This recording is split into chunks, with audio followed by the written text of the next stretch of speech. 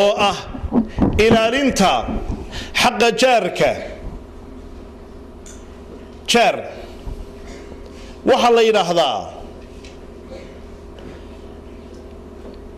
qofka uu gurigiisu ku dhow yahay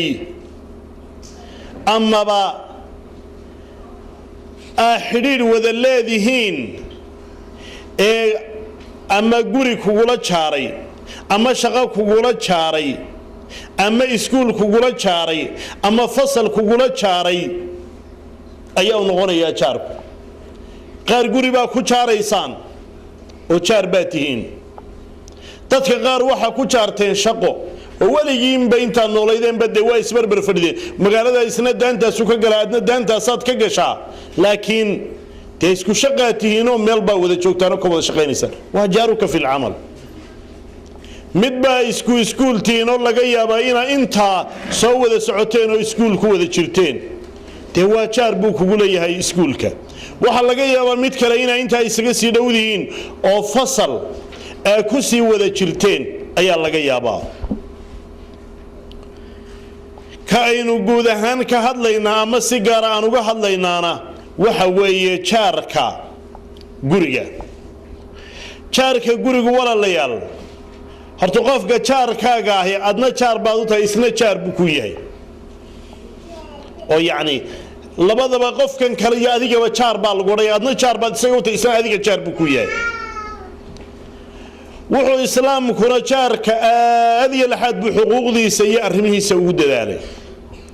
waayo waxa la yiri jaarkaagu waa qofka ugu horeeya qayladaada maqlaya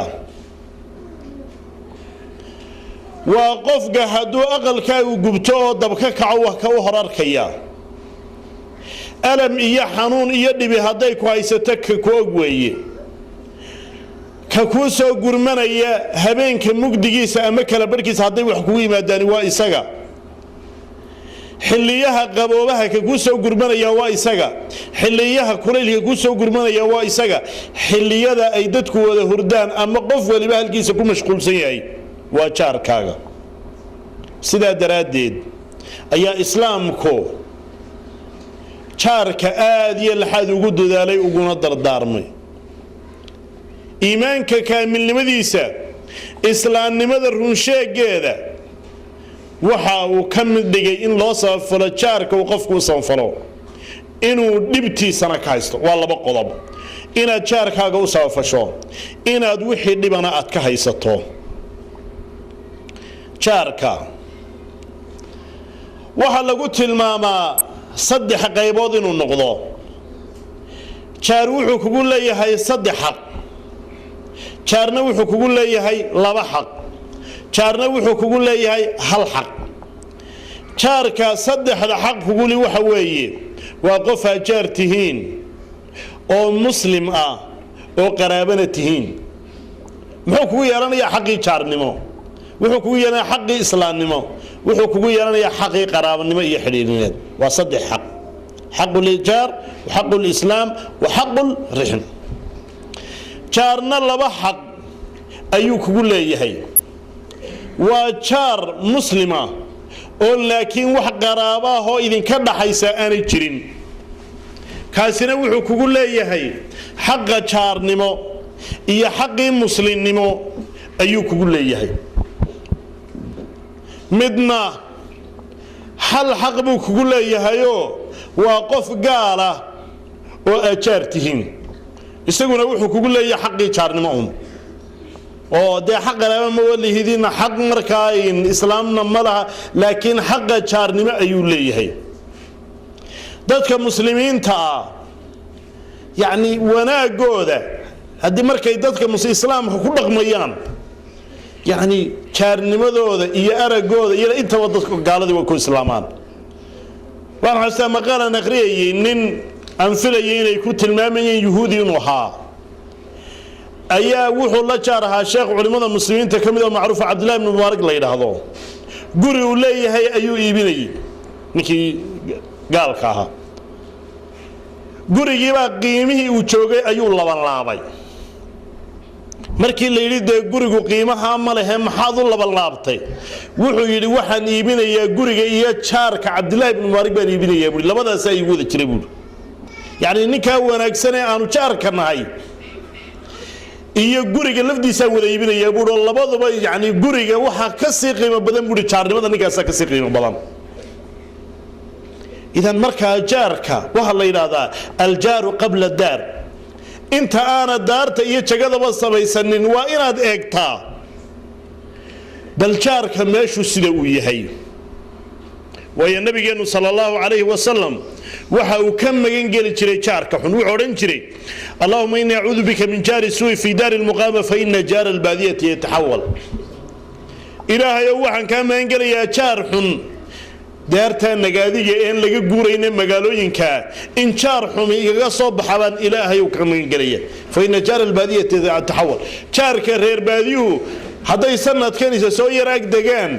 oo ay safgaran waayaan midba dhinac isaga guuraya ama midba dhinac isaga fuufaya laakiin kan isna hortaada uu ka soo baxaya aadna aad ka soo baxayso ee aroor walba ay iska soo horbaxaysaan habeen walba ay iska soo horbaxaysaan haduu xumaado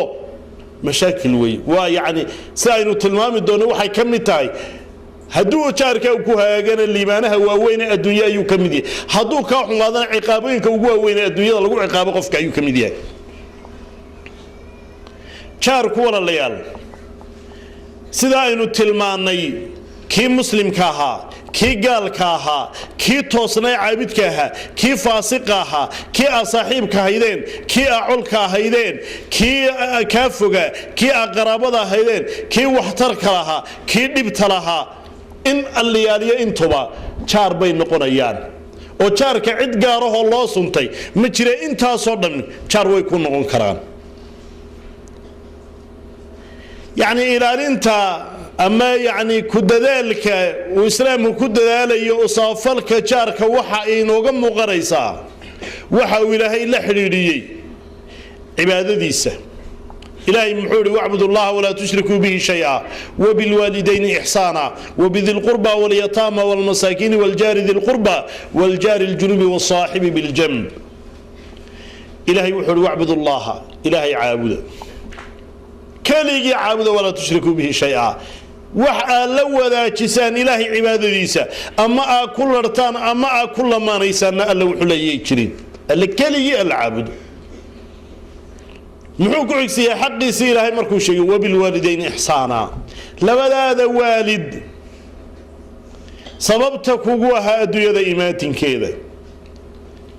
نبفر بدن كوصا مرين أسمى فلبا إلهي لسمى فل محوك سدحي وبذي القربى